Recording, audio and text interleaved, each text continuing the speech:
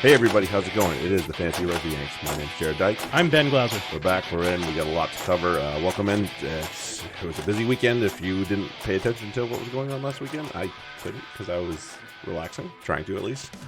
And I did as much as I could, but Yeah. fuck, there was a ton of rugby. Yeah, there's only so much one person can intake. I am somewhat addicted to this sport, but there's a limit. There's still a limit on that. Still, you know? it turns out. Yeah, it turns out there is a limit. Right. Just don't know what it is. I think we're going to get 7 or 8 matches this weekend. I think that was my I think I hit it. I got 6 or 7. I don't remember, but yeah, there was. That was pretty good for me on vacation too. Like trying not to spend too much time in front of a television or a screen. I actually ended up hitting 9 matches. Ooh, there you go. Yeah. Well, I took Friday off because I didn't feel like going into work, and I was like, well, I could wake up and watch some Super Crusaders Rugby. Hurricanes Yeah. and go from there. Highlanders. That's right. Trust me, I would know if they're. You would know that. I wrote down the wrong. All right, let's pop these. Oh shit! I'm late. Obviously, be sure that you're checking us out wherever you find your favorite podcasts. Make sure that you rate us, download, subscribe. Definitely rate. If you don't want to rate us there, you can send us an email. That's cool too. But in either way, we appreciate feedback just the same. Yeah, we've gotten some decent feedback recently from some Twitter friends, so that's good. Mm-hmm. I'm trying to. Yeah, I'm okay with that. Trying to cut down on the swearing a little bit. Nah. Not too, Say who unnecessary are we? swearing. Who are we? Yeah, I can understand. But we're Americans over here. I've had people in my business that are like, oh, the swearing. I'm like, I'm not swearing because I just for the sake of swearing. I'm putting emphasis on it and it flows. I'm sorry, I can't help it. I grew up in the state of Maine where there's 3 languages: there's French, there's English, and there's swearing. in all 3. Yeah, and you could do both in all 3. So there you go. All right. Make sure you're looking at your TRM upgrades. Obviously, we're back into Prem this weekend. They are going through a small upgrade overnight here in the U.S., so most people are probably in bed. Yeah, it'll be invisible anyway, so they won't know it.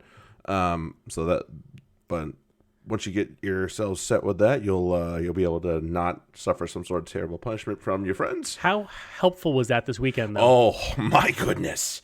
So many lineup changes. I mean, well, first off, you log in and you look at your lineup and you're like red all the way through. Red everywhere. What so the much hell? Red. So much red. Oh man, I had 3 or 4 hookers, all of them red. I'm like, oh, you got to be not good. Kidding me? Not good. No. Yeah, it was very helpful to know who was starting at the very least. You're like, all right, gotta get him out, gotta get him out, gotta get him out. None of my props are starting, but they're all gray. Okay, that's fine. They'll get in. They'll get me some points. You'll have to suck it Move up. on. Yeah. They'll play 30 minutes instead of 60 or very 50. Very few props will play the whole game. So yeah, definitely gonna be looking at some guys to. Unless what team? There was a team. Front row. Did somebody make their whole front row go the length? Someone's props went the distance. Yuck.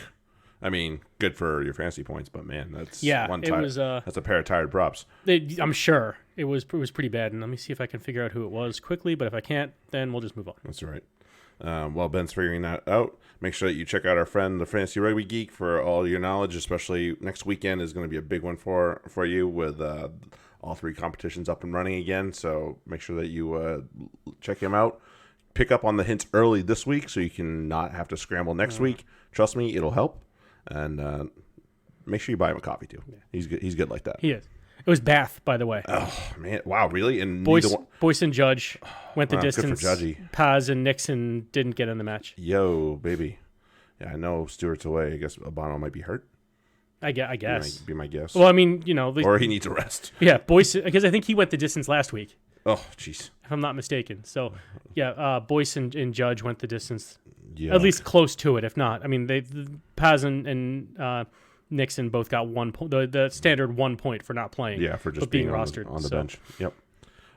Before we get to, we have a lot to cover rugby-wise, but we have to recognize the courageousness and the absolute honesty from Danny Cipriani that he put out there. That was, if you haven't seen the video, go to Danny Cipriani's Instagram, and it's 20 minutes long, but it's everything you need to hear. Yeah. It's everything you need to hear. And it's something that we need to hear in this society, especially around, how we see the media and how we interact with the media. It was fantastic. Ultimately, I mean, everything else aside, the courage it took for him to share very deep, a lot of deep personal dark stuff about issues, himself. Yeah. And that's good to hear, because Danny Cipriani has the world by his dick. And yet there he is at 22 considering suicide. It's not, it's not a thing that you can just say, oh, I would never do that, blah, blah, blah, so nobody else should. You can't make that decision for anyone but yourself. And I'm glad he made the decision that he made. I'm glad he's still around. Yeah. And ultimately, his message is spot on. So thank you, Cipriani, Thanks, Danny, for sharing that with us. That was good stuff, DC. Yeah. So in the end, be fucking nice, people. Yeah, be kind. Nice. I love that. Yeah, be nice, guys. Good message. Okay. Quick MLR whip around. Unfortunately, MLR completely screwed the pooch. We won't get too deep into that one. It's old news. In any case, NOLA beat Colorado 27-20. Austin and Utah tied 20 apiece. Yeah. DC won again. DC 22, yeah. Houston 13. Toronto won again. They beat Seattle. The defending champs are a little bit reeling.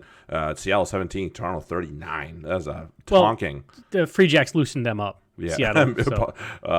No, other way around, because they're loosening them up for us. That's true.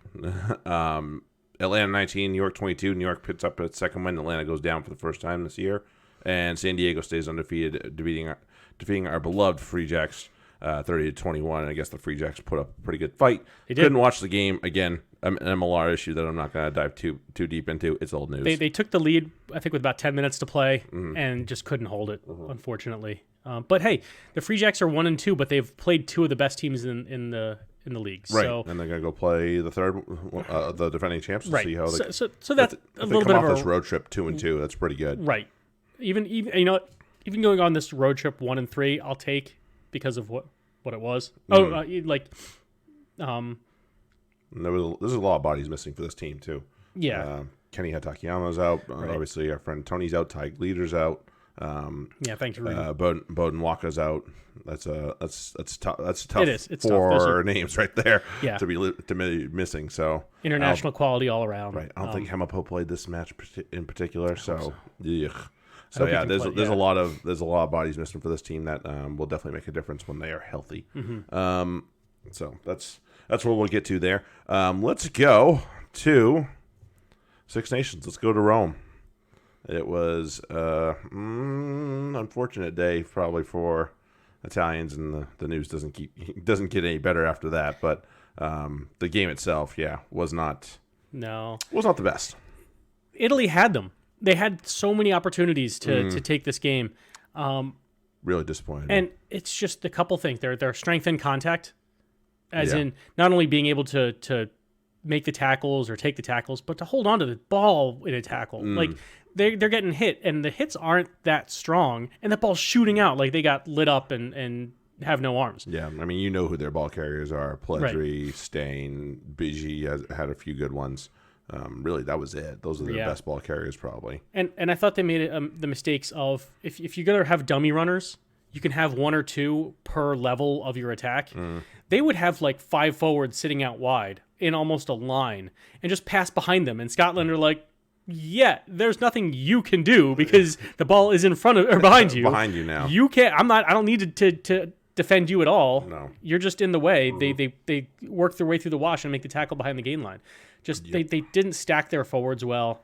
They didn't change the direction of the ball any. So when it started going out wide, it never came back inside. It always just went out. And Scotland, they're not the best. They're not the smartest, but they had defense. Even the dumbest and the slowest can defend that, because you're like, all right, just going that way. All right, well then I'll just shepherd them towards the sideline and then hit them and they'll lose the ball. So presto. Right.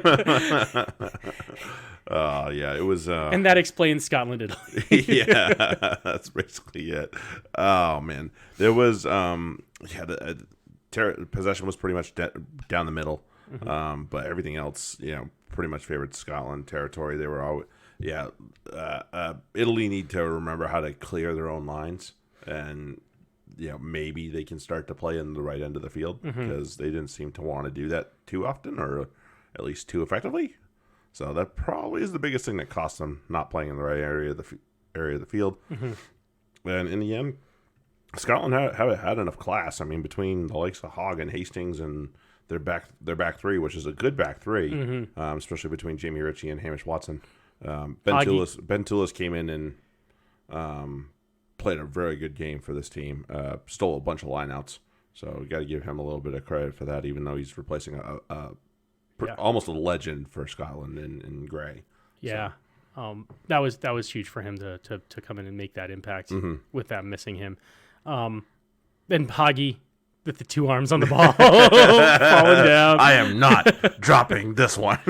Hey, whatever. No shame. Just make sure it ends up over the line. Yeah, but that's good for the kids to see, right? Because even the best in the world make the mistakes, and you know what the best do? They recover and go back to fundamentals and just say, absolutely. Score the try, style points don't translate to the scoreboard. No, they do not. No, they do not. That just you just want to get the 5 there, kids. I promise. Anyway, Italy get nilled 0-17 to Scotland. It's another wooden spoon for Italy, it looks like, this year, unfortunately. That's unfortunate. I was rooting for him. Yeah. I thought they could take it home. I was too. Hopefully they can play their next match. Yeah, I hope so. Jeez. Yeah, a couple of weeks, we'll see what plays out here. Hopefully things settle down. Get a little better over there. Anyway, let's go over to the Principality, Wales and France. It was a scorcher. It was a good game. It was everything you could want from this match. Yeah, except Matt Carley. Well, that. And I guess if you're Welsh, maybe you'd want something different. But aside from those 2 things, the refereeing is just shit. And even in the last match, Italy-Scotland, I thought Ben O'Keefe made a couple of really head-scratching decisions, and I like Ben O'Keefe. Let me just start by saying that. The other 2 referees I could give that happened to appear in the Six Nations this weekend, I could give a fuck about. I don't care for Jakob Piper. I think he's super overblown, and Matt Carley belongs nowhere near an international test match. Get him the fuck away. Yeah, that was like we had, and I'm gonna cross over things, but like you look at just the from the refereeing standpoint, the inconsistencies from ref to ref, match to match, things that are. There was a double dump ruck in Super Rugby that I think it was the in the World Cup was a red card, or at least somewhere recently in international rugby was a straight red card. About right, yeah. And they watched that and they're like, penalty only. He didn't mean to do it, or I don't remember exactly what the outcome was. It wasn't a straight red, should have been. The clear outs in Ireland, England that we'll get to, just allowing Dan Biggar to do what he did this match. Unbelievable. Like, Carly wasn't having the best match, but to show him up like that repeatedly by flapping his arms and screaming at him from a distance, quite the distance sometimes. Biggar, he should have been carded. That was just total assholery by him. He's a classier person than that. That wasn't. Better. I was looking. I'm like, who the hell put this? Who's wearing Dan Biggar's jersey? Because that's not Dan Biggar that I know, and maybe I don't know him that well. I don't know, but I haven't seen him do that. I think in terms of refereeing this game, I think Welsh fans will feel a little aggrieved that Willems stayed on the field for 10 minutes and didn't give away a penalty try. I thought surefire penalty try, no question in my mind. The fact that there wasn't even a penalty questioned. Yeah. No, nothing clear and obvious. I was like, oh, nothing clear and obvious. How interesting. Yeah. Can I please understand your explanation? Because I don't think they really explained it that well. And even if you don't give, either of the yellow, like the Aldrich yellow, could have been more. The I can't pronounce his name. Hawas? Oh yeah, the prop. The prop that should have been a penalty try. Like there should have been more than just what was given on those. Especially when there were that many penalties that France were giving away. Yeah, that's my number one issue with Matt Carley. He does not control a match very well. He does not at all. And then you get the chirpiness from Dan Biggar. You get the penalties that should have been penalties and the penalties that should have been more. So it's that's my biggest issue with him. So that's one thing. Anyway, let's go to the game. Two issues that go beyond this game though, with the players and the teams. Both from Wales, honestly, on this one. Josh Adams, was clearly hurt and hurting. Yeah. trying to battle through it, but he wasn't. Did they have anybody left? I think they eventually got him off. They did eventually get him off, but they did everything they could. They strapped him up. They gave him the basically not quite a hard cast, but they really spat on the ankle there. Yeah, that was looking rough. And so I think his Six Nations is over, from what I hear, and maybe even his season from the rumor. Yuck. But more importantly, George North. Oh man, that was not that hard to hit. No, and he was asleep. He was out. He was out. Why they were? He did not come back, which was good. I was like, he needs to go for an HIA, and he's done because he lost consciousness. And but take care of him. But what do you do about that? Like, I can he continue playing? I think that's something that he needs to start consulting doctors with, on a personal level. I'm not sure.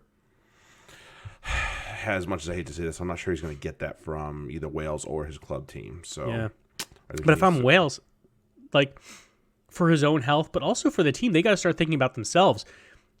If he's going to take, and again, it's not a comment on his toughness, anything like that. This is something. There's nothing you can do about it. You get, the concussions are, they build on each other, and he's had enough now. Can they risk putting him out there, having him take a knock and having to come off and having to use a sub? They're going to have one sub dedicated. Oh, if George North gets knocked the fuck out, right? Do we put it? Probably don't want that. No, nobody wants that. So at some point, the decision is going to be made for him. Mm-hmm. I would so not. too. If I'm Welsh coach, I'm not selecting him for him and for me. It's bad for everyone all around. You can only hope.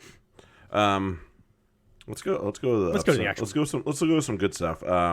Obviously, French are still the French. Their defense showed some incredible toughness, especially towards the end of I believe it was the end of the first half.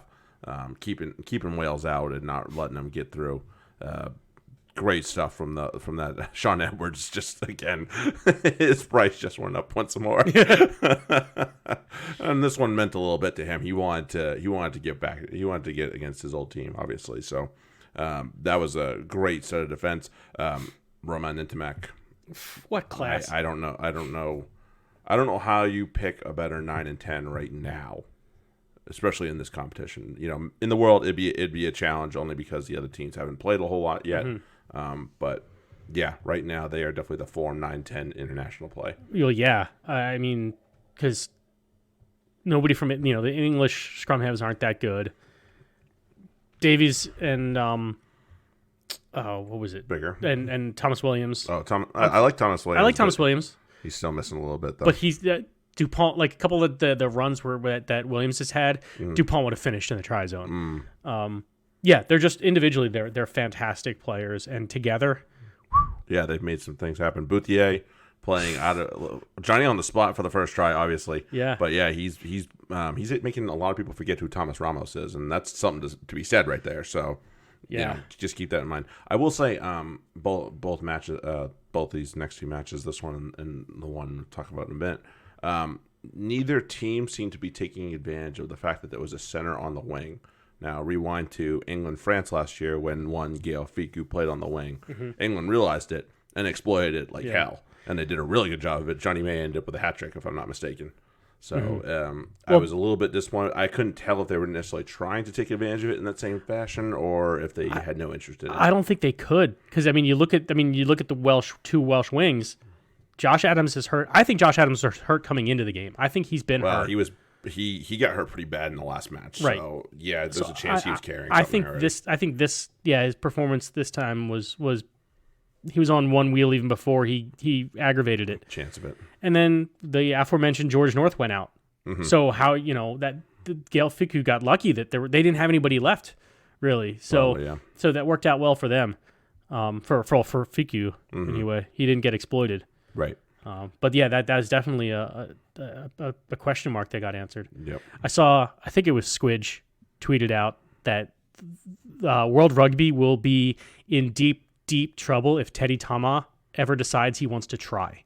I know. He is a ghost the last two games he's played for France. But there's been times where you're like, oh shit, Thomas has it. He's going to scorch these people. And he's like, Nah. I'll run. He takes bad angles. He runs.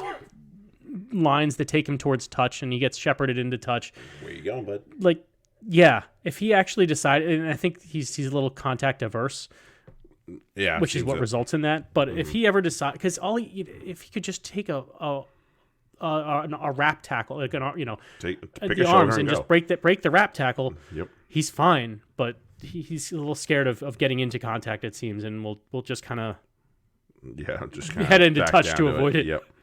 Yep. So the French played amazingly. They held out very well.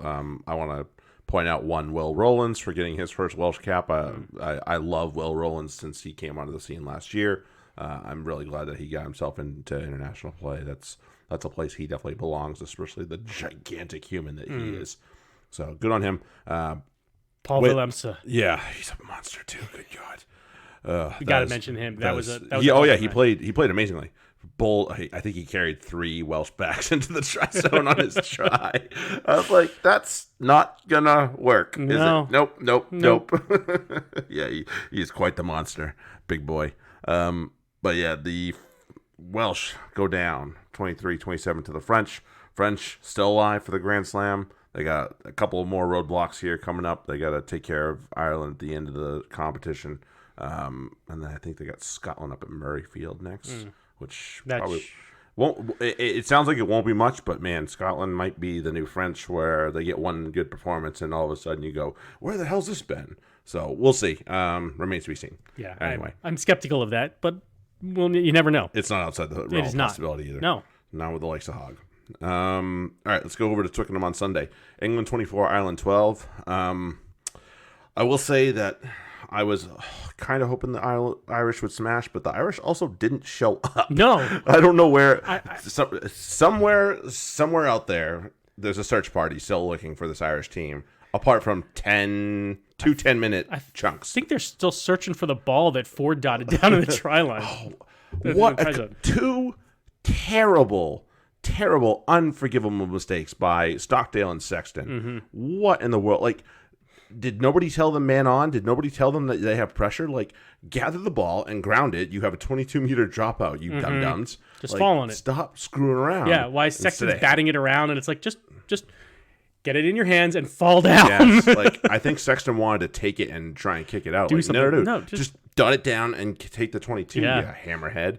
Like, God. I don't, like, I was listening to the pod on the way over here, and they were talking about how just, Ireland didn't play that well, but England were dominant. I'm like, no. England weren't dominant. They weren't dominant. Ireland, they were physically dominant at best. Ireland's just absolute knobbery and mistakes are what cost them.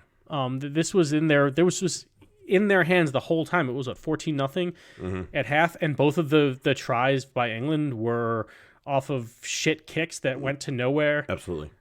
England was doing a lot of kick passing that they shouldn't have, but the 2 tries were off of that. So it's like, well, what are you going to do? Like, right. It was obviously in the game plan. Hell, even Cruiser was kicking the ball. Why he kicked him? I was like, is that's cruise missile? That's cruise missile doing that. Oh God, why are you doing that, Cruiser? Oh yeah, that was just complete morons. I don't have another word for it. Good God. Yeah. Yeah, and you brought up the point, Cooney might have come on a little bit sooner. I don't know who he comes on for because Murray did play terribly. His service was fine. He wasn't doing anything special, to be fair. But his boot wasn't quite there today, or that match. Right. Got one charge down that was bad. Yep. But I think it wasn't so much that Murray's got to come out. More so than they need a spark. They need someone to come on and bring some energy. And you look up and down that bench, and it's a lot of guys who are. Yeah, the only ones solid.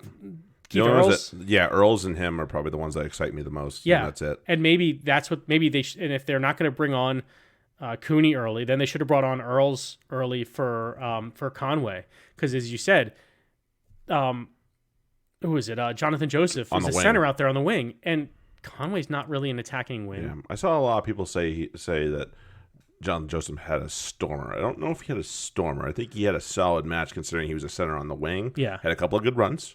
And and if that makes a stormer, then I'd like to have a conversation with these people because I don't think that defines as a stormer. No, he was mostly uncontested for the match. And he didn't put one down. Nope. I mean, look, if he If he had scored a try or two, then yes, that's a stormer of a match. Instead, nobody really challenged him. Yeah, on a wing especially as the as that left wing there. I mean, defensive wing center, you could do worse. That's where Fico was this weekend as well. Right. Well, no, Joseph was attacking wing. Was he? Yeah, he was 11. Oh shit. May was the 14. I know my left and right. I swear to God. So that's why, but that's what could you put him on Conway. Yeah, Conway should have at least done a good job bottling him up, and he did reasonably well. But right. Still, Conway's got to be the one who's just putting Joseph, juking him out of his jock and leaving him in the dust, and that wasn't happening. Yeah. So, yeah, I think people that are Eddie Jones fans will call this a win, and they're gonna have no qualms about it. I think people that still want to question Eddie Jones, like the likes of you and I, still need to see more. And I don't know who the second chair on the broadcast was off the top of my head, but he said there's still no plan B for England. No, when their plan A goes awry, right. They don't have a plan B, and that's a little bit of arrogance, a little bit of stubbornness, a little bit of stupidity rolled into one. So why did Ewells come on at 8? What I don't know. understand any of the decisions. I don't like it. It worked out, and it really that's kind of what pisses me off is it only worked out because Ireland just completely shit the bed. They did. They did. I mean, even and I mentioned him when we were talking earlier. Well, you and me, but James Ryan, just awful. Like if you we talked about kids watching. If you're a kid out there or you have kids or you coach kids, I love James Ryan. This match, point to them and say, do not play like this. Don't be an asshole like that. He should be cited. I think he should be suspended at least. He's not going to get it. He's not going to. I promise. But that there was just some over the top clear outs with no arms, no wrap, straight to the head that should be yellows all day that he got away with. That didn't like, and it just built off of that, and that's where Piper lost control of the match because he let that go from Ireland, and then you saw Itoje kind of John back. You saw what Faz did on the deck with you're not going to go away with that in my book ever. Right. Sorry. Which when Farrell started, when he first grabbed Stander's leg, he was fine. That was in the ruck. But I didn't like that Stander didn't really come out of the ruck before he started striking it at Farrell. He just kind of went right from he's like, oh, you're on my leg. Fuck you. I'm going to start hitting you. So I thought they both should have been sent off just to cool everybody down. But yeah, Piper is Piper. Piper doesn't control things very well. Or at all. No. So I think he had something more important to do later in the day, and this was just in the way. It was, it's a time filler. Fucking sorry. South Africans don't produce the best referees, unfortunately. Craig Joubert comes to mind. Exactly. Yeah, I mean, we've all been in Stander's shoes. You have that dickhead that's holding on to you, and you just want him off of you, and you're going to do anything that in your power. Sometimes you see the red mist and you make a mistake. Yeah. Somebody compared it to the Paul Lasika sending off last year for the U.S., which I thought was incorrect. No, that was because he stomped on the guy's head or something. Yeah, that's like a big difference in my book. That's a big difference. And Stander, what pissed me off about Stander was he didn't try to move his leg. He just started wailing away. He did start to walk with him. No. So it's like, then he did. Then he's like, well, that's what he should have done to start with. Like, hey, dick. And I think Farrell would have let him go if he had done that. But because he just went right to the hands, I think Farrell was like, well, fuck you. I'm not letting you go. It's going to be like that. It's going to be like this. This is what we're going to do. All right. You set the rules here. Right. Yeah. And then I thought Ellis Gans was a little bit too fired up for his own good. Well, it was that kind of game. But coming on, man, you got to be able to just keep the calm coming off the bench and not just like pick up where the red mist is. You got to be a little bit better because at least 2 or 3 times he was in somebody's face post scrum. It's like that's probably not your best decision because that's how you get a penalty reversed. Yeah, I think he was trying to wind up Ryan to get him to swing at him. Yeah, I mean, I can understand Joe. I'm taking a page out of Joe Milo's book. Yeah, but there's a point where it actually does the exact opposite and gets you pinged. And that's when Itoje stepped in and was like, no, we're getting over here now. You're done. You're done. Let's go, buddy. So somebody else is tweeting out when Morrow steps in to play peacemaker, something's going wrong. Yeah. And Morrow prides himself on being a complete pain in the ass too. So that does say a whole lot. Exactly. England do win. Their slim hopes of keeping this championship or alive are there. 24-12 over Ireland. No bonus point, which was disappointing for them. They didn't. Well, Quite they're go for lucky that to get out of trivia. there with a win. So. I think so too. They have. Who they have next? They have Wales at Twickenham, I believe. So I just clicked out of it. I think that'll be the next match. So that shall be interesting. Wales are going to come off a match that they feel pretty aggrieved about, and England probably can count themselves a little bit lucky. So we'll see how that one goes. Yeah. So Ireland host Italy, England host Wales, Scotland host France. Yeah. Okay. Hopefully we get Ireland hosting Italy. Yeah, hope so too. Italy, by the way, I texted you, but Italy have canceled everything A lot except of things. Yeah. every rugby except for their men's international side. Well, right now because they're due to be away at least, which Right. is the good thing. And So- I guess the women were going to be hosting. I think so. Which would've been- would be the only explanation that I could tell. Yeah, I think so. That wouldn't have been good. No, but this is Some serious shit out there. yeah. Keep it. Hopefully everybody's all right. Everybody keep watch and Yeah, be aware. Keep that away from America. I mean, Good here. hopefully, but we'll see about that one. All right, let's go to the Prem. We got game week 11, and so Let's start on Saturday. yeah. Do you want to skip over the? Can we just rip off the Band-Aid? All right, so Sale beat Leicester 36-3. I did not watch anything. Me neither. From what I understand, Sale were completely dominant. Yeah. Again, another dominant performance. Wasps in their first home match since Dai Young's been fired. Old friends Saracens walk into town and they put a number on him big time. He did. Zach Kibbery played out of his brain. Jack Willis played out of his skull. Jacob Umaga was everywhere, as well as basically most players Brad wearing a Wasp Shields. shirt. Basically, yeah. Basically, if you were wearing black and gold, you were doing all right. Yeah. Hats off to Ali Crossdale for getting himself over in his first start for the Saracens. That's the one upside that we can take from that probably. So good on him. Roddy Shagan was dropped late. And The fuck. There were a lot of dropped lates. Yep. Too. Not only was helpful. like the lineups all fucked up, but the dropping late. Couple late drops as well. Not helpful. No, thank you. No, not helpful at all. Just a So yeah, so it was. Hey, hats off to Wasp. They showed up and they really put one down. Limasop Wog even looked like he was in the mood, which hasn't been the case for a while. So good on the Wasp for getting themselves up for that one. It will be a one-off, or will they carry it over? I don't know. Yeah. Saturday, did you watch either game? Did you watch both games? I watched. Hold on, let me make sure I'm getting them right. I ended up watching. Watched London Irish Gloucester. As did I. I think that was it. Yeah.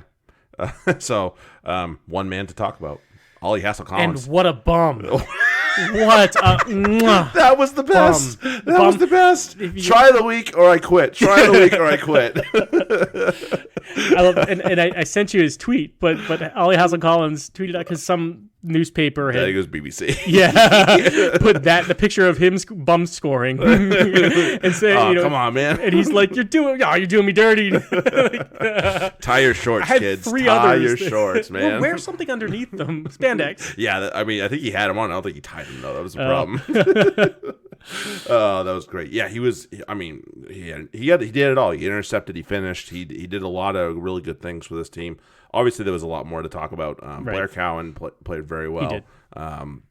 He did. He was getting on. I think he was getting number one. All right, let's talk about this guy, Luke Pierce. Why the fuck was he doing this match and not one of the other matches in Six Nations? Wasted his time. Like, whose daughter did he fuck? Like, what the fuck? Like, come on, man. Yeah, Sorry, I know. It might be poor taste in jokes, but seriously, point being, who did he piss off? Right. Like, I want to know, why isn't he doing a Six Nations match? He's absolutely one of the best in the world. He doesn't have pictures of the right people, I guess. I don't know. I guess not. Yeah, I mean, obviously Piper does. Yeah, he doesn't belong anywhere near a test match anytime soon, and neither does Carly. O'Keefe bottled it. He's a better referee than that, so I've seen him do better. The other two I have not seen do any better, so they don't get the pass that Ben O'Keefe does. Anyway, to this match, London Irish obviously are a team inspired.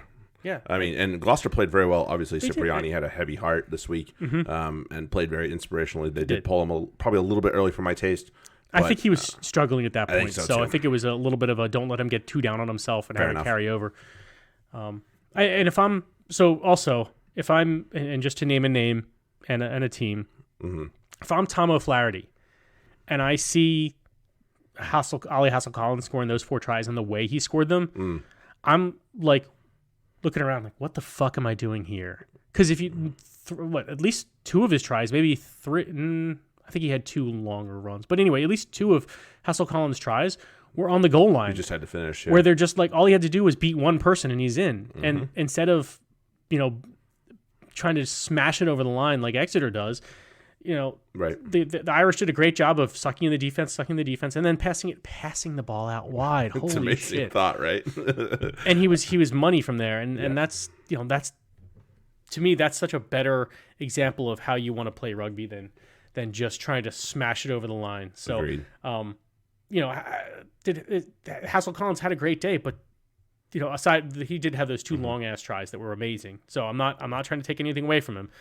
It's just that there's other wings that have to be looking at that being like, let me do that. Can I do that, please? I can do that. I like that. Can I do that, please? I will moon everybody. I don't care. I will score the try. In all the excitement, the league's leading try scorer, Lewis Reed-Zammit, we kind of forgot about a guy named Ollie Thorley. And so did Eddie. He showed up this weekend and played very, very well. Obviously got himself tiptoeing down the touchline to get over. Good footwork by the young guy. This Gloucester team still showed a little bit better of what I've been waiting for them. They haven't been as good as I expected them. This was much better from them, especially without either Willie Hines or Callum Brayley or Joe Simpson. They had Chapman playing, right? A young kid, or for the most part, Ben Morgan. Yeah, Ben. Yeah, he didn't come on until 77 minutes, right? So yeah, there's a lot to be liked about the way they played this match. I know they lost.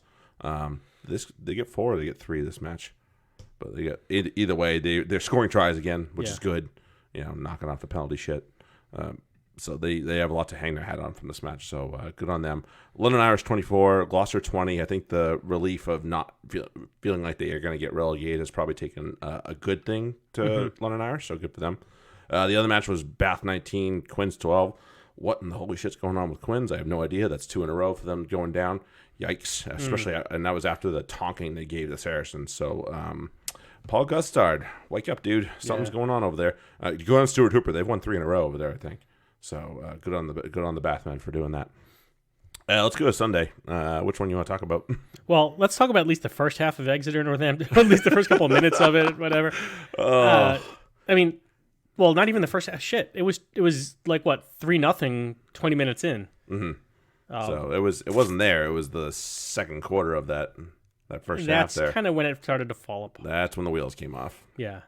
Tom Collins getting a stupid yellow. Silly yellow. It was only 22-0. 22-0 at half. So just, it really was still like technically a game. It was there to at least make it a game. And not for that much longer. Nope. And Exeter grabbed him by the scruff of the neck and didn't let go. No, Henderson played amazingly for him.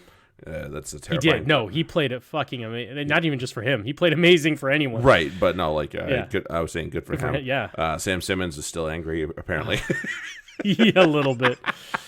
I have to say, this is my boy, Chris Boyd. What in the fuck are you doing sitting Kobus Rarnak on the bench when you are down so much? Yeah, that didn't make sense. Get him off his ass and get him on the field. You know he can make a difference. James Grayson was probably found out a little bit in this match. I don't think he played that well. So I think there's still some parts of his games that need to be fixed. Yeah, well, that's what I mean. I think that came out in this match. Yeah, so. That's why they have Dan Bigger normally. Right. I thought Tom Wood played exceptionally well. He does do that. He does do that from time to time. Which is amazing to say about the loose forward in a loss like that. But I thought he played very well. Yeah, he's ever so steady for that team. Ever so steady for that team. Exeter 57, Northampton 7. This is probably one that Northampton will put in the trash bin and not ever think about again. Yeah, let's never talk about that again. And O'Flaherty did play well. That's why I'm saying, he shows that he can do a lot of the stuff in space. I agree. They just don't get him the ball enough. Yep. Now, you said you did watch a little bit of the Bristol-Worcester match? Yes. that the Bristol. This was a lot of open play, and Bristol very much in control. They just couldn't finish a lot, so it was really a lot of play down in Worcester's end. And Worcester weren't that terribly disciplined, but they still got up to tie it up with 13 minutes left. So and that was Dupree got a yellow, and Worcester ended up winning the yellow card 3-0, the yellow card time with a late PK. But ultimately, the Bristol finally worked themselves over, or at least not over, but enough to take the win. Yep. Got over the line eventually. Yeah. No, they hit a PK later, so it was 13-10. Exciting. The score doesn't do the game justice. It was actually a very exciting match. Piatow was electric. He didn't get over, as but he tends to be. but he was finding space and making some outstanding runs. And Doyle was not paying attention to the breakdown. There was a lot of shit going on in the breakdown that nobody was paying attention to this weekend, and Doyle was one of the people with that problem. Yeah. I just didn't know what he was looking at, and there were a couple times where it was like, you can't do that, but whatever, play. Apparently. Play. Yeah. Sorry, JP. Bristol 13, Worcester 10. Bristol seem to be riding the ship at the very least. Yeah, I mean they needed to win that at home against Worcester, and they did. So, yep, all right. You gotta do what you need to do. Yep. All right, let's go to Super Rugby. Match that stands out for you. I only was able to watch two of them. Okay. Which ones did you get? Crusaders, Highlanders. That was a good one. Not Hurricanes, Highlanders. Yeah. Which was pretty good. Aaron Smith kind of pissed me off. They're down 26-8, and he gets a break with a 2-on-1. Yes, it was a lock that was with him, but nobody's stopping that lock. And instead of making the pass after he's pinned the fullback, he tries to chip it past the fullback and score on his own. And not the option. Did not work out well. No. They ended up scoring again anyway, but it just wasn't enough. Might have been a little bit late at that point. Yeah, I mean at that point, the Crusaders are rolling. I mean they had tries from the guys who if you have Taylor, Bridge, and Christie scoring tries, you're doing well. They're probably going to win that match. Yeah, things are going right for them. I mean, it has to be said. Crusaders, just a factory. Rinse and repeat. Colin Grace, Tom Christie, Tom Sanders. Just they're missing half their back row from last year, and no big deal. They just rinse and repeat and pump out new ones, and they're just as good. It's crazy.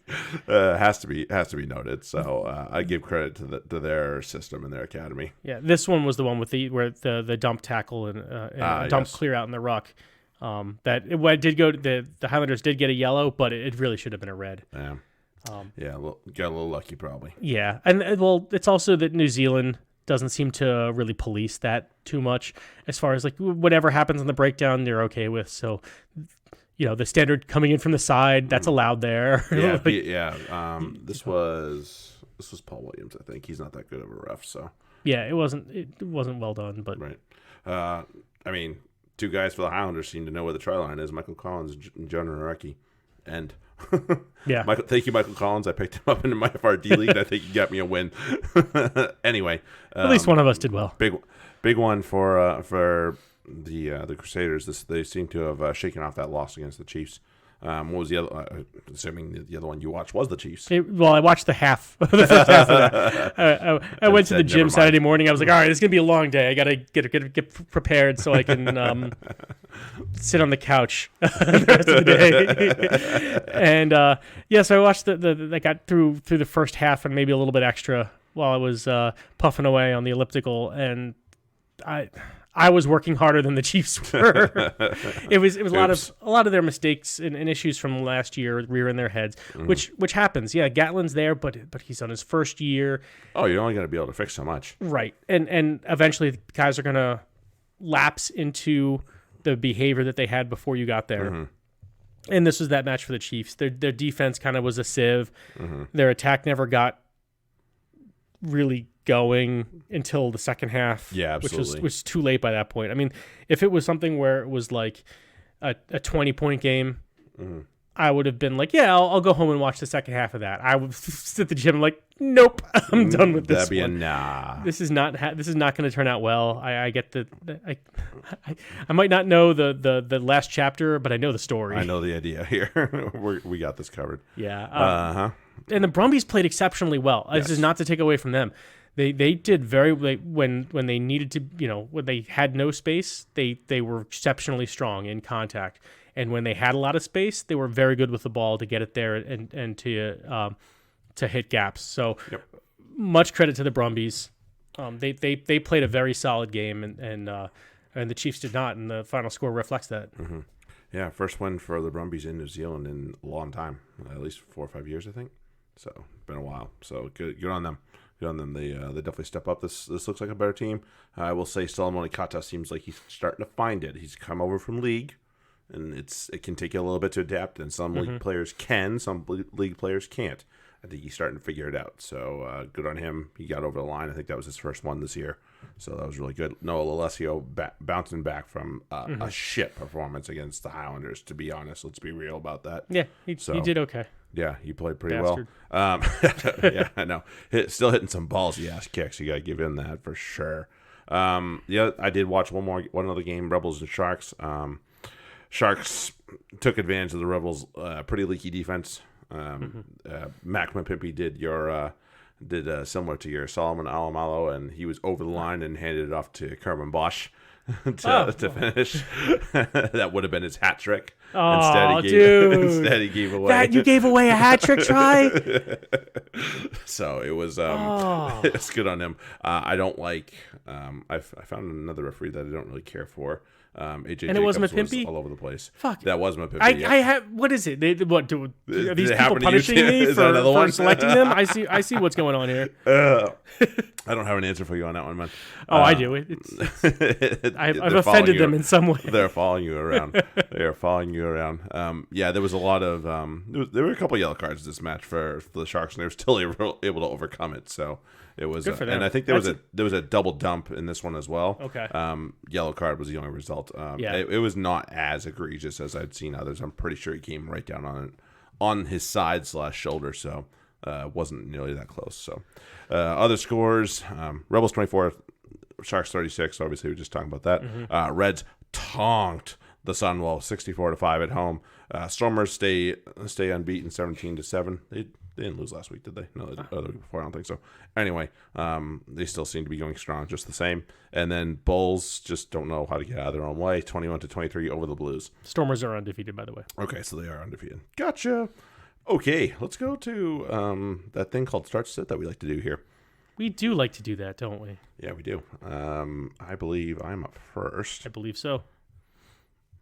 Dilly-dally time. Pull my finger out of my fucking ass over here. There it is. Here we go. At least it's your finger this time.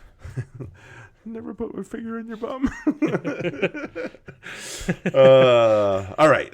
Gloucester and Sale. Gloucester are a good team. They're playing good offense. Bad news, Sale are also the best team against fantasy. So are they? Yikes. I did not know that. Both. Really? Both FRD and TRM. They are? Wow. It's a thing. It's a thing. No, it's real. It's a thing, man. It's not something I expected this year, but it's a thing. They don't let up a lot of points on defense. No, they do not. On fantasy, but fantasy wise. Anyway, there are some guys that you're gonna have a hard time sitting, and I don't have a problem with you starting them. Murray, Ackerman, assuming Murray's not broken. Ludlow, Tom Marshall, Reece Zammit if he's available. Ollie Thorley, and both their centers, Atkinson and Chris Harris. Gotta wonder if Reece Zammit's going to be available because Wales might be like, you're wrapping him in bubble wrap for now because we're going to need him next week. Yeah.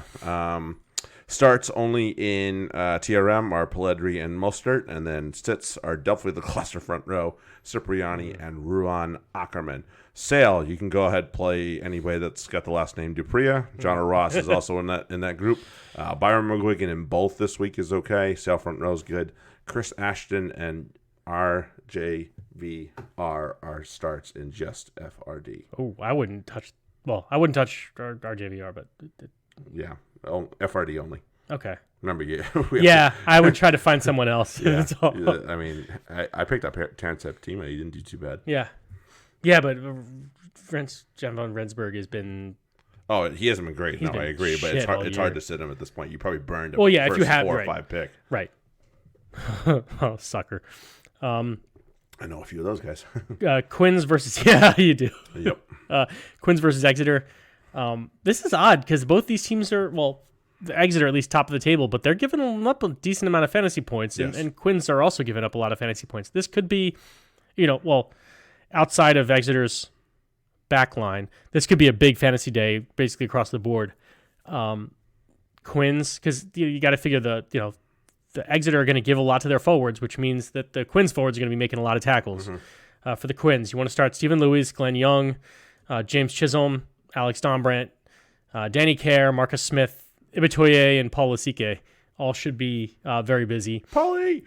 For FRD only, Caden Murley sits for the Quins. The Quins front row, they're going to get rocked with the guys that they're missing, unfortunately. Aaron Morris and Chris Robshaw, because he just doesn't score fantasy points. And for Exeter, start their entire pack, their front row in FRD. Don't start Dave Ewers. We'll get to him later.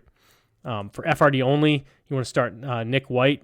He's not exactly a sit in TRM, but I'm guessing you probably have better options available. I don't know how many people are going to own Nick White given the other options. I have like Chris Cook, who's probably a better option than that, and he's way cheaper. Yeah. And Tom O'Flaherty is a guy you want to start in FRD because you never know. He could just go off. Yep, absolutely. I'm not sure he's worth. I have him in TRM. He performed very well, but it's just the consistency there. For Exeter, you want to sit Dave Ewers, Ian Witten, and Ollie Woodburn. Yeah. Just don't produce. Yeah, that just happens. All right, Northampton against the Saracens. Well, most of the guys that are worth a damn for Saracens are gone. Northampton have a plethora of guys that you can probably start depending on if they're available or not. Guys that you probably are going to have a hard time sitting are Tiamana Harrison, Cobus Reinach, Kelly Navarro, even Tom Wood, James Grayson, or Dan Bigger if Dan Bigger is available. Hutch if he's released by Scotland. Lewis Ludlam, assuming he's ready to go. I don't think England used him this past weekend, so he played. And then Matt Proctor's FRD only. I know he's an outside back, but he's not scoring terribly, especially if you're in a pinch, because there's a lot of people away, remember. So that'll happen. Saracens. Nick Ezekiel and Saracens front row continue to be absolute starts. You can't get away from him. Tom Wollstonecroft is a start if he's starting. Roddy is a start as long as he's healthy. And then assuming he doesn't drop late, right? Like some people had him as their picked him up specifically Sam, for this. Where were you on that, man? We needed you on that. We needed you so badly on that. I had him in my lineup for God's sake. Yeah, and I got replaced by Tom Collins. Oh, yeah, that's what happened in my TRM lineup. Yeah, well, that's what happened to me with Sagan. I had him, and last minute he's out, and Allie Crossdale's in. Allie gets over. Yeah, bastards. Yeah. All right, and so for continuing on with the Saracens, Callum Clark's actually an okay start in TRM, especially this week. And then the two wings, Lewington and Maitland, are FRD starts only. On to Leicester versus Worcester. It's going to be slim pickings for Leicester. Start their locks because they've actually been scoring really well. So whoever is starting at lock for Leicester, go ahead and play them. And Jordan Taufua. I like him. For FRD only, start Vayanu and Eastman. I wouldn't touch either of them really in TRM. Nope. And the sits are the Leicester front row, Noel Reed, Jordan Olawafella, and Jonah Holmes. For Worcester, it's going to be a lot. So spit it out now. Just say so. Start their front row in FRD. Everywhere start 1 through 10. Basically, yeah. If you have we're all the way up to their loose head. Yep. Okay. And for shits and giggles, throw a Nick David in there too. So basically 1 through 11, start them. For FRD only, I would say the Kitcheners. Either one of them, although I'm guessing Andrew Kitchener might be a little bit mad that he came on only to get yellow carded off immediately last week. So he might be a little bit more disciplined, and I don't know if he'll produce anymore. But either way, in FRD only, I would take a flyer on him if you're stuck at lock. Also, Arlie Lawrence and Ashley Beck. Nice. I do not have any sits for Worcester. Oh wow. I think these are two. leaky defenses. leaky fantasy defenses. So that I think that my starts and sits reflect that, except Agreed. for Leicester's just not that good. Yeah, it is what it is. All right, London Irish against the Wasps. Actually, Wasps are a fairly strong defense in fantasy-wise, but London Irish seem to be playing out of their skins, so it's going to be tough to sit some guys. Blair Cowan, Ollie Hoskins, still one of the top scoring props in the comp, so you're going to not sit him. Albert Tuasi in both comp. And the unsittable Ali Hassel-Collins. You cannot get away from him. David Parecki, if he's healthy and he's starting, play him. Ruan Botha and Coleman are both worth starts in TRM. FRD, probably not a terrible idea. I got some inkling about Wasaki Naholo, if he plays, not to play him in FRD. I don't know where it is. He does score right there, but just something in my brain says don't play him there. I don't know what to tell you. That's instinct. That's all it is. For the Wasps, again, there's a few guys that you just can't get away from. Dan Robson, Jack Willis, Zach Kibarigi, and Nizam Carr. You're going to play them in both formats. Will Rollins and Thomas Youngs are worth rolling out there as well. And then FRD only guys. Is he injured? I don't know. I assume that was the reason for the late drop. Or is he out because Daya's out? God, poor guy. I think the drop was because of injury, but I don't think it's that big of an injury. They just didn't want to risk him. Right. FRD only guys for Wasps are the likes of Copperth, Fekitoa, Umaga, and Manazzi if he's available from Italy. And last but not least, Bath versus Bristol. For Bath, start their front row, and that goes for TRM and FRD. So if you have a Bath front row player, boom, play him. Francois Lowe, Zach Mercer, Reese Priestland. Those are your guys to start anywhere, either format. For FRD only, start Rocco Duguni and Willison. And sits, as always, Tom Homer, and this time Josh Matavesi. Oh, yeah. For Bristol, and only because he's at 12. Possibly, at least he played there 12? This past week. Yeah, and he's an outside back on FRD. That's not helpful at all. Yeah. If he's playing at center, then no. Nope. And I'm not sure why they had him there, but I think they were trying something. It didn't work. Hopefully, they don't keep trying it. Right. For Bristol, start their front row. Also, Joyce, if he's playing, because he's actually been been all right. He's been great recently. Yep. Chris Vui did put in an excellent shift at 6, but he's also very good when he's playing at lock. Hughes goes without saying. Harry Randall, I think, and I'll get to it later, but I think he's going to get a lot more time even now. I think Andy Urin is officially doghouse heading very fast towards the doghouse. Permanently glued to the pine with He's Gorilla getting glue. that way. Callum Sheedy and Piatow are your starters. And for FRD only, you're looking at Morahan, Purdy, and Leoa. And sits Piers O'Connor. And at this point, I add Andy Urin as the sit, and I know he's not going to start, but I've added him there because I've been saying both are okay. Both are okay. At this point, Urin, he got another bad kick charge down, and he didn't play that. He didn't play that much, but when he played, it was evident that he wasn't bringing it. So he's a guy who at this point he's off the list. Okay. Premiership starts in 6th of the week. Well, we'll both go with our starts. My Premiership start of the week this week is the one and only Jack Willis. That's a good wins turnovers left and right. Especially in TRM, it's totally worth the captaining of him. He's been scoring 30 and 40 points at a whack without even blinking. So definitely play him. Play him in FRD. It translates pretty well there too. So yeah, do that. My start of the week is a guy who I believe he got over last week. He's been scoring like a monster from his position, which is odd.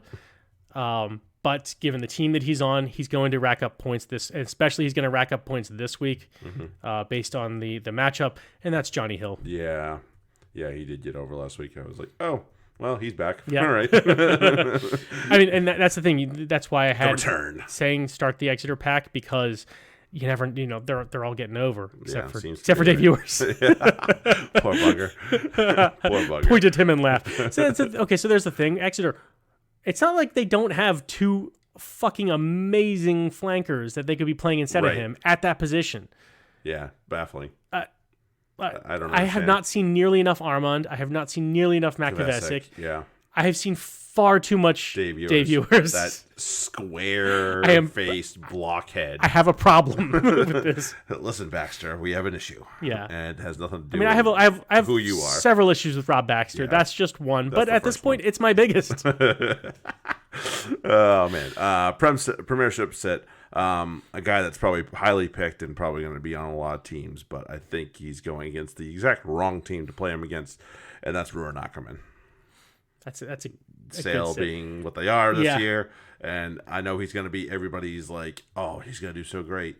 If you don't have a guy that's outright like scoring blinders, don't play him. Ackerman's going to be somebody that people fall into. And in the same vein, now we've had a lot of questions because Jared and I as scary as it is to imagine, we don't always agree. I don't know how that works, but we don't. No, we do not. And it's going to happen again this week. It's possible to have a friendship like that. Right. It's going to happen this week again. Yeah. Where people are going to look at our start and sit and be like, what the fuck are these guys doing? But it's just because we have different views of what's happening. But it's also for the same reason, is that this particular individual is playing against the toughest defense, fantasy-wise, in the Premiership. And he plays a position that generally doesn't score points anyway, although he generally does. So my sit of the week is going to be Mark Atkinson. Ooh, yeah. I have stock in him too. Shit. I hope that's not the case, but that's not a bad point by any means whatsoever. All right, let's go to the Super Rugby, guys. Let's go Highlanders and Rebels. This should be a fairly high-scoring affair. So if you can get a piece of anywhere in this game, it's probably not a terrible idea. Although there are a couple pieces I would stay away from depending on what's what. Anyway, let's go with the guys from the Highlanders. John Narecki, you cannot sit him. Marino Tu'u, you cannot sit him either. Michael Collins has been a hell of a pickup if anybody grabbed him off the waiver wire. Josh Ioane has put that really bad first game behind him. He's fine. Go ahead and roll him out there. Rob Thompson's not a bad midfielder play this week. James Lynch's, I'm going to stipulate this one. If you're playing the full 15 version only, like the first league that Ben and I drafted, and you have 3 loose forwards, he's fine. Other than that, I would get away from him. And then an outright sit would be 1 Aaron Smith. Wow. Then, yeah. He's not done well. Done well. He hasn't. Rebels. Despite the fact that they're not scoring well in terms of their own points on the board and in the standings, they're still worth playing. Dane Halett-Petty, Izzy Nasrani, Andrew Callaway, Marika Corabetti without even batting an eye. Tom English, Billy Meeks, and Matt Tamua should be fine as well, but I would pine either Lomani or Lorenz. Doesn't matter which one. Don't play either halfback. Neither one of them is scoring great, and the Highlanders won't let too much up on top of that. Taz versus Lions. Kind of slim pickings for the Waratahs, and I'm not going to give any sits for Super Rugby at this point because, again, don't know. I need to see matchups and lineups first to get that. Yeah, lineups usually help. Right. So I'm going to tell you the guys who you're definitely going to be playing, assuming they're in the lineup. For the Taz, Hooper, Jake Gordon, Kurtley Beale. Yeah. No, Jake Gordon's been such a great pickup. I'm so glad I drafted him. So glad. I have him at least in one, if not both teams. Oh. Hell yeah. So for the Lions, it's a little bit of longer of a list. Yep. Len Masson, Marna Skuman, Morne Vandenberg, Elton Yankees, Tyrone Green, and Andres Coetzee. They're going to, any number of those guys are going to get you points. At least 10 plus was usually what I'm looking for. And the Taz are giving up some points and they're a wee bit leaky. And are vulnerable. They're just, the only reason they're probably not more leaky than Sunwolves is because they didn't play last week. Yeah. That's why they saved them. All right. Speaking of the Sunwolves, Hurricanes and Sunwolves. Hurricanes, it's plenty of starts. Just grab a Hurricane and hope. I've been playing Waka Leoere as a lock, and this is definitely a week I was hoping that I would be able to hold on to him. Anyway, Jordy Barrett, Ben Lamb, Lamape, Wes Houston and Creepy are good this week. Gareth Evans is good. Hurricanes front row, rock and roll, go for it. And then TJ's good to go as well this week for your halfback. Most of you picked him pretty high anyway, so you probably should be already starting him. Mm-hmm. For the Sunwolves, they still have some decent options, believe it or not, despite their last week tonking. Fafita is actually a top 50 scorer, so if you have him, play him. Don't even blink. Garth April is a fine fly half. If that's who you have, you got lucky. You're doing all right, yeah. Dargaville, fine. Sunwolves front row is actually very playable this week. Jared Adams is a prop, is scoring very, very well. I think he's at 8 or 9 points a whack, so go ahead and play him. And I know Jordan Jackson Hope only played one game, but he's probably feeling pretty good about himself after last week, despite his team's poor performance. So go ahead and roll him out there as well, especially if you picked him fairly early in the draft. On to Reds versus Sharks. Reds. Are we talking about the South African Sharks or the Sale Sharks? The Sharks. Is there a difference? Not really. So this is the South African Sharks. Southern Sharks. Southern Hemisphere Sharks. Yeah. So for the Reds, you want to be starting Chris Fayaway, Sautuya. Fayaway, Sautuya. Yep. Yeah, that's like what I said. Henry Spate, their front row, and Tate McDermott. Spate. For the Sharks, you want to be starting Kerwin Bosch, Mapimpi, Fassi, Tombwe, Noche, and the Sharks front row. Yeah, there's plenty to like about that. Yeah, I thought that back three played really well last week, so that is definitely a big one too. And they have a lot. They have. I think I named four their back. No, I didn't. No, four their outside backs, but they do have four that could score from anywhere. Could score, yeah. So, yeah. Those are their top scoring back three, but I'm missing somebody who I'm sure could be a shot off the bench, or at least shot as a starter too. Yeah, right. Possibly. Okay. Where the hell did my sheet just go? Get back here. There it is. Stormers and Blues. Well, Stormers are a stingy defense, but the Blues actually still play some pretty open stuff and manage to score from a lot of funny places.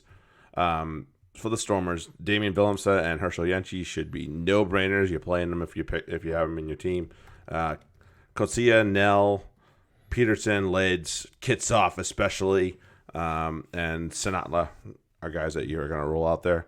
Augustus and Peter Steph-Dutoy are going to be guys you play only if you're in that 15-player format that Ben and I picked. Yeah. For first draft. They're scoring okay. They're not scoring amazingly. has been really disappointing. I thought he was going to I thought he was going to make more tackles and do more things that get him points, but it just doesn't seem to be going that way for him. So again, if you're in that full 15 version and you have three loose forwards, okay, fine, you're good. Augustus does have the potential, but he also has the potential for a dud too. So again, only in those situations. I just have PSTD.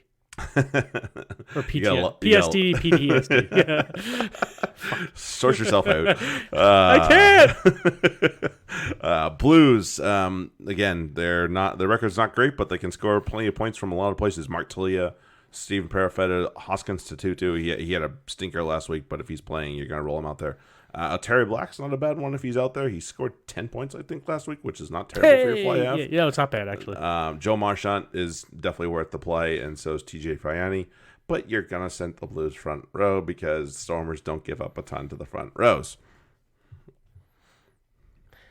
And last but not least, we have the Bulls versus the Jaguares.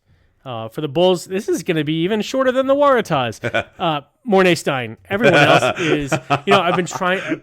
If you've been listening, I've been trying to say that Speckman's going to get off the schneid. No, were you sure about that? No, I wasn't. I was hopeful, but I'm no longer hopeful. I've given him a couple opportunities. Is he in your team? No. Okay, that's good. At least you don't have that problem. Yeah, I think I picked him up at one point for a spot start, and I was like, but he's like a guy who he should be on the scrap heap as a wing and a prayer kind of guy. Yeah. No pun intended. But. Nah, he wouldn't be a regular starter, no. Mm-hmm. And then for the Jaguares, start their front row. Mm-hmm. Gorison, Kramer, if they're playing, they're kind of scoring light a little bit, but they've also shown the propensity to put up like 20 to 30. So they're guys you kind of have to play anyway. They're kind of the opposite of that Speckman. You're kind of instead of hoping they're going to play well, you kind of hoping they don't have an off week. Yes. Kubeli. Miotti and Bonilla, whoever is starting. Whichever one, yeah. Moroni, Boffelli, Carreras, all excellent options. Yep, love them. Okay. So start of the week. Starts and sits of the week. My start of the week, well, this one will not be a surprise. Low-hanging fruit. My start of the week will be the Hurricanes' one and only Jordy Barrett. Nice. And I actually didn't check to make sure he was playing. But I just figured Dane Halapetty's going to have a fucking excellent day. Yeah, he probably is going to. Yeah. Yeah, that's a good pick. Okay. You might have to get a new one. I'm not sure. Yeah, I think that's okay. Sit of the week. It's not a super surprise, but this is like the darling of a lot of people, and he's played pretty well, but he's going against a tough defense. Tom Robinson. All right. The Blues. See, I'm going to take that same cue, and this is a guy who I had in my start list until I really thought about it and looked at the matchup. But I'm going to have for my sit of the week, James O'Connor. Oh, wow. That's a big call. That is a big call. And I like James O'Connor. Same. But the Sharks are eating up, no pun intended, fly halves. Munch. So he could have a good day. So when I'm putting him as my sit of the week, it's not so much as this guy's gonna suck. It's more of a hopefully you have somebody else. Temper expectations, and if you have another option, take that other option because I think O'Connor is gonna struggle a little bit this week. Yep, fair enough. That's a fair point. All right, he can still get you 10 points, but you don't have James O'Connor to get you 10 points. You have him to get you like 15 plus, right? Especially because he's a midfielder. So now he's playing 10, right? So that should be helpful, but at the same time. Tough to say about this week. Yeah. All right, let's go to pick 'em real quick. Gloucester Sale on Friday night. I don't love the idea of Sale playing away from home right now, so I'm going to go with the cherry and white. I am also going to go with Gloucester. I think they have they want to answer a little bit. I think. Yeah, they seem to have found themselves a little bit, so we'll see how that goes. Yeah. Quins Exeter on Saturday. I got to go with Exeter. Quins are not playing well right now. I agree. This will be interesting. Both teams just got absolutely whacked last week, and they are probably a little bit on the struggle bus. Saracens hosting this, going to Franklin's Gardens, where they've had a hard time winning against the Saints. You know, they're not playing for much, but I'm going to pick the Saracens.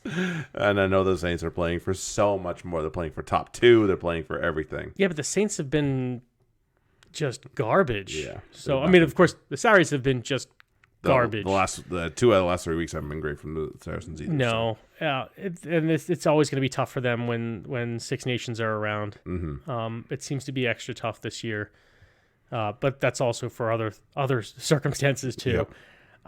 I get the feeling that a lot of the Saracens are just kind of, especially the young kids, are in over their heads.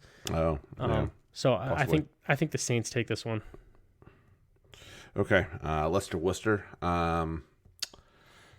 Man, battle of garbage. I'm sorry. It is. This is not great. I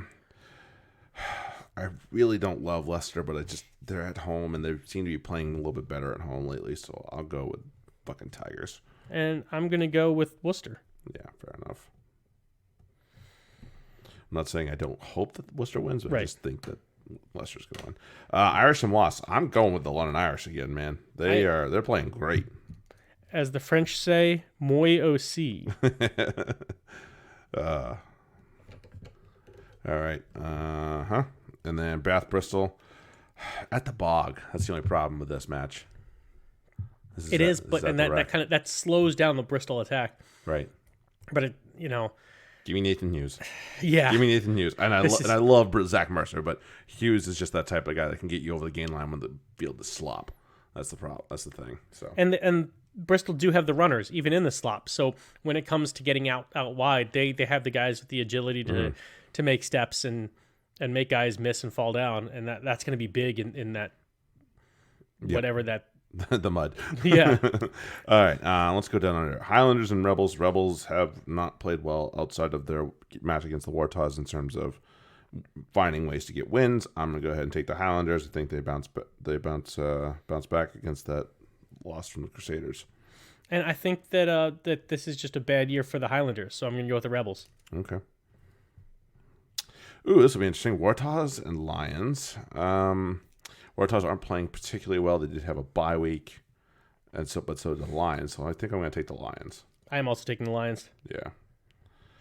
Hurricanes and Sunwolves. God love you, Sunwolves. You guys are doing great things this year, and I know you got taunt last week, but it's going to happen again this week. I'm taking my Hurricanes.